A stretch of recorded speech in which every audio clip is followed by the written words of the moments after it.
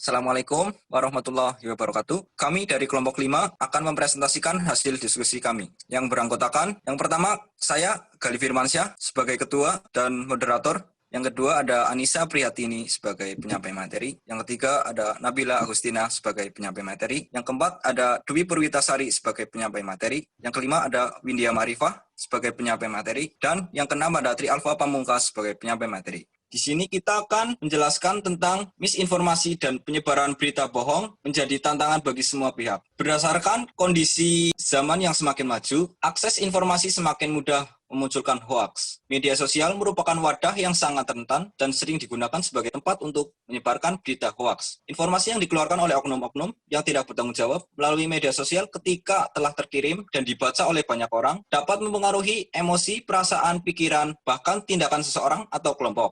Penyebaran berita hoaks ini sangat meresahkan masyarakat di Indonesia, bahkan mancanegara, karena banyak pihak yang merasa dirugikan atas peristiwa tersebut. Oke, kita langsung ke pengertian hoaks. Hoaks itu adalah informasi yang sesungguhnya tidak benar, tapi dibuat seolah-olah benar adanya. Kita langsung ke tujuan hoaks. Kenapa hoaks dibuat? Tujuan dari berita bohong atau hoaks adalah membuat masyarakat merasa tidak aman, tidak nyaman, dan kebingungan.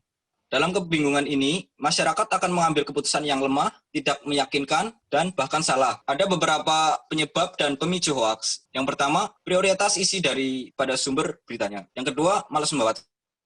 Yang ketiga, mengikuti tren. Yang keempat, paling update atau ingin pengakuan. Yang kelima, psikopat atau dibayar oleh pihak tertentu. Dan yang keenam, tidak ada kerjaan dan pegang gadget seharian atau gabut. Selanjutnya akan dipaparkan oleh Anissa Prihatini. Saya Anissa Prihatini akan melanjutkan presentasi dari Gali. Selanjutnya adalah dampak hoaks. Ada beberapa dampak hoaks antara lain. Yang pertama, memicu perpecahan baik individu maupun kelompok. 2, membuat fakta tidak lagi dipercaya. 3, menimbulkan kecemasan sampai kekerasan. Kita dapat menghindari hoaks dengan beberapa cara, yaitu bersikap skeptis, belajar menilai kabar, periksa waktu penerbitan informasi, bertanya pada ahli, lawan dengan humor, dan mulai beraksi. Konten-konten hoax dikategorikan menjadi 2, yaitu misinformasi dan disinformasi. Disinformasi, informasi palsu yang sengaja disebarkan untuk menipu atau merekayasa dengan motif tertentu. Disinformasi adalah bagian dari misinformasi yang sifatnya mengada-ada atau menciptakan sesuatu yang benar-benar tidak ada sama sekali. Yang selanjutnya ada beberapa tipe misinformasi dan disinformasi yang akan dipaparkan oleh Dewi Purwitasari. Saya Dewi Purwitasari akan melanjutkan presentasi dari Nabila Agustina.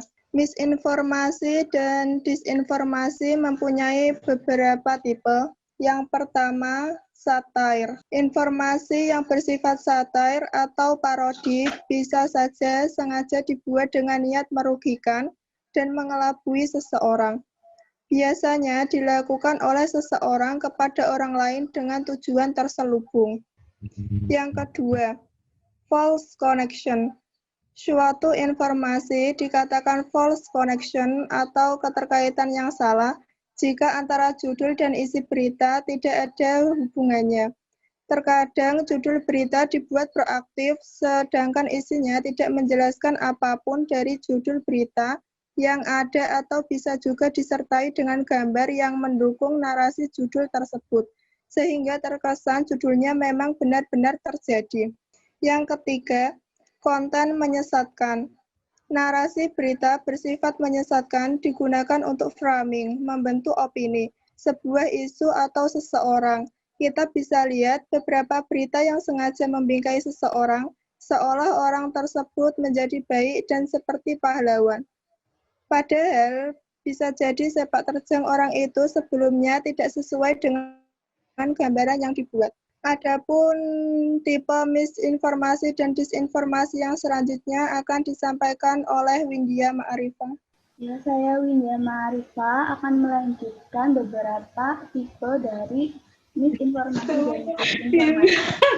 Selanjutnya adalah konten yang salah. Hal ini berlaku ketika isi berita yang asli dibagikan dengan informasi dengan konten yang salah.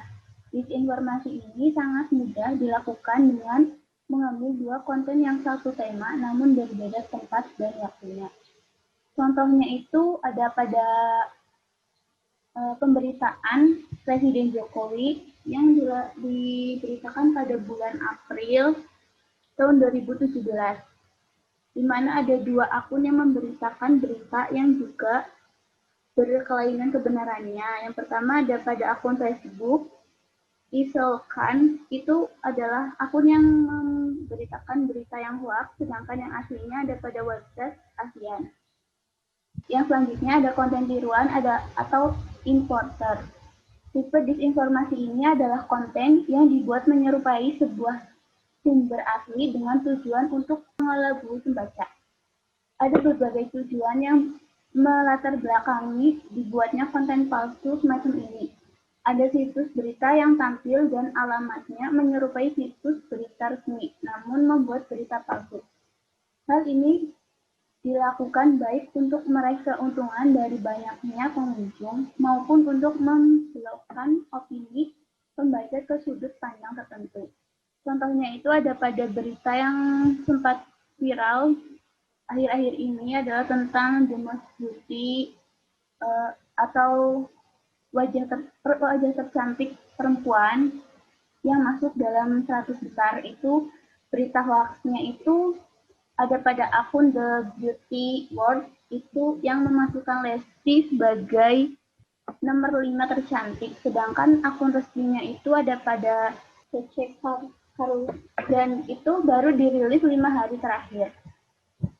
Konten yang dimanipulasi atau manipulasi konten. Konten jenis ini berasal dari konten asli yang kemudian dimanipulasi, baik sekedar iseng, memprovokasi pembaca, menyebarkan propaganda, maupun menjadi kepentingan politik. Konten yang dimanipulasi dapat berupa foto, audio, maupun video yang dimanipulasi sedemikian rupa sehingga membuat pembacanya meyakini kebenaran informasi tersebut padahal informasinya salah. Dan contoh dari pemberitaan ini atau disinformasi ini adalah tentang bencana tsunami yang sempat beredar di pemberitaan televisi dan internet pada tahun 2012. Konten palsu. Pada jenis ini, informasi merupakan murni surat tulisan diciptakan dengan sengaja untuk menipu pembaca. Pembuatan konten palsu dapat dilatar belakangi oleh berbagai tujuan, baik keuntungan finansial, propaganda, maupun kepentingan politik, sehingga berpotensi menyesatkan dan bahkan membahayakan masyarakat. Ini terjadi pada isu-isu tentang adanya COVID-19. Sebenarnya isu COVID-19 adalah isu asli, namun ada beberapa kepentingan dari pemerintah untuk politik yang dimanipulasi untuk kepentingan tertentu. Selanjutnya akan dipaparkan tentang contoh hoax dan kesimpulan oleh Saudara Sri Alfa. Oke, nama saya Trialfa Pamungkas, akan melanjutkan pemaparan materi dari Saudari Dia. Saya akan memberi contoh di beberapa periode ke belakang. Yang pertama ada tentang vaksin, yaitu vaksin diklaim menyebabkan leukemia atau kelumpuhan sementara pada otot-otot wajah. Yang kedua ada Masako, produk MSG Sasa, produk MSG Ajinomoto, goreng yang mengandung babi. KPK, Menteri BUMN, itu. Keempat ada pendaftaran penerima vaksin COVID-19 Sinovac. Yang kelima ada rekrutmen relawan tenaga kesehatan Wisma Atlet Jakarta. Yang keenam ada berita informasi pada konferensi pers ke 2021 di beberapa media sosial. Yang ketujuh beredar surat edaran Rekop LMPT yang menyebutkan adanya perubahan pelaksanaan UTBK tahun 2021. Yang 8 beredar sebuah gambar yang terkait sebagai sebagai informasi dari LMPT atau lembaga tes masuk perguruan dan LMPT dan Universitas Dikti tentang sistem blacklist dan penilaian UTBK menggunakan sistem IRT. Yang ke-9 diinformasikan bahwa pihak LMPT seolah-olah mengeluarkan siaran pers tentang sistem penilaian UTBK. Yang terakhir yaitu kesimpulan.